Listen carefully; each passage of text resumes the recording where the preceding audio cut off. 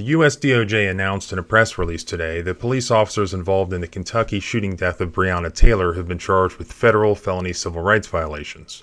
A federal grand jury in Louisville, Kentucky returned 2 indictments that were unsealed today, and the Department of Justice filed a 3rd charging document in connection with investigation into circumstances surrounding the death of Breonna Taylor, a 26-year-old woman who was shot and killed in her Louisville home on March 13, 2020, by police officers who were executing a search warrant. The Justice Department has charged 4 current and former Louisville Metro Police Department officers with federal crimes related to Breonna Taylor's death, said Attorney General Merrick B. Garland.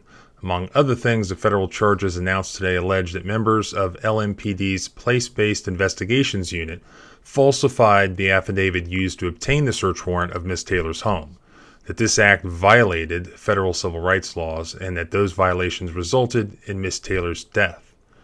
On March 13, 2020, Breonna Taylor should have awakened in her home as usual, but tragically she did not, said Assistant Attorney General Kristen Clark. Since the founding of our nation, the Bill of Rights to the United States Constitution has guaranteed that all people have a right to be secure in their homes, free from false warrants, unreasonable searches, and the use of unjustifiable and excessive force by the police. The first indictment, released today, charges former Louisville Metro Police Department Detective Joshua Janes, age 40, and current LMPD Sergeant Kyle Meany, 35, with federal civil rights and obstruction offenses for their roles in preparing and approving false search warrant affidavit that resulted in Taylor's death. The second indictment charges former LMPD Detective Brett Hankison, 46, with civil rights offenses for firing his service weapon into Taylor's apartment through a covered window and covered glass door. The third charging document, an information filed by the DOJ, charges LMPD Detective Kelly Goodlett with conspiring with Janes to falsify the search warrant for Taylor's home and to cover up their actions afterward. Since that was filed with information and not indictment, that indicates that that individual is cooperating with authorities and going to testify against the others. So the first indictment charges Janes and Meany in connection with the allegedly false warrant. It contains 4 counts. Count 1 charges that they, while acting in their official capacities as officers, willfully deprived Taylor of her constitutional rights by drafting and approving a false affidavit to obtain a search warrant for Taylor's home. The indictment alleges that Janes and Meany knew that the affidavit contained false and misleading statements, omitted material facts, relied on stale information, and was not supported by probable cause.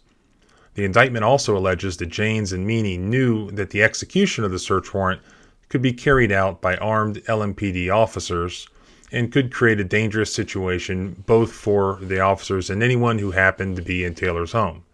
According to the charges, the officers tasked with executing the warrant were not involved in drafting the warrant affidavit and were not aware that it was false. This count alleges that the offense resulted in Taylor's death.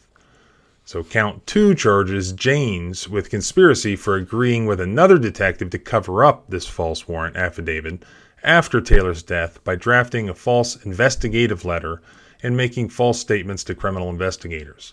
Count 3 charges Janes with falsifying a report with the intent to impede a criminal investigation into Taylor's death. Count 4 charges Meany with making a false statement to federal investigators. So the second indictment against Officer Hankison includes 2 civil rights charges alleging that Hankison willfully used unconstitutionally excessive force while acting in his official capacity as a police officer when he fired his service weapon into Taylor's apartment through a covered window and covered glass door. Count 1 charges him with depriving Taylor and a person staying with Taylor in her apartment of their constitutional rights by firing shots through a bedroom window that was covered with blinds and a blackout curtain.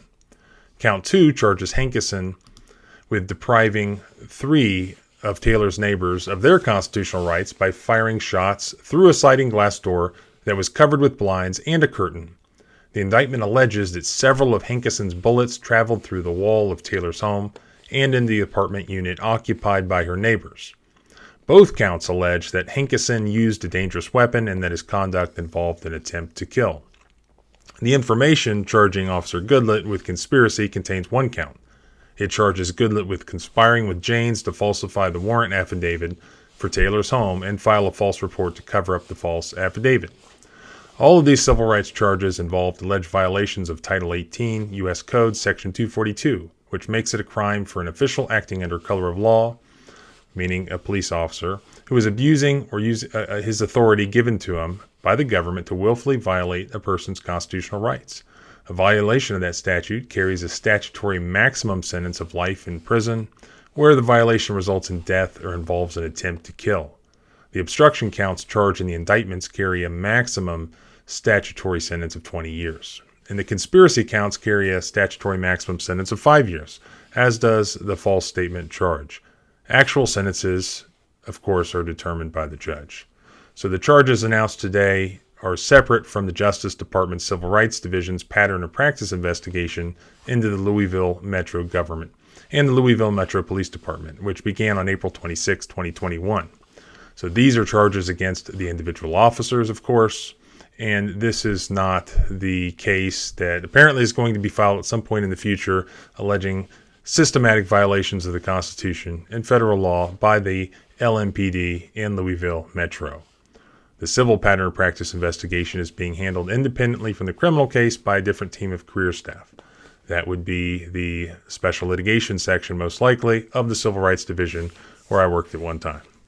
So just brand new news out today, and I look forward to covering this more as it's ongoing and doing some update videos as we go along. So thanks for watching.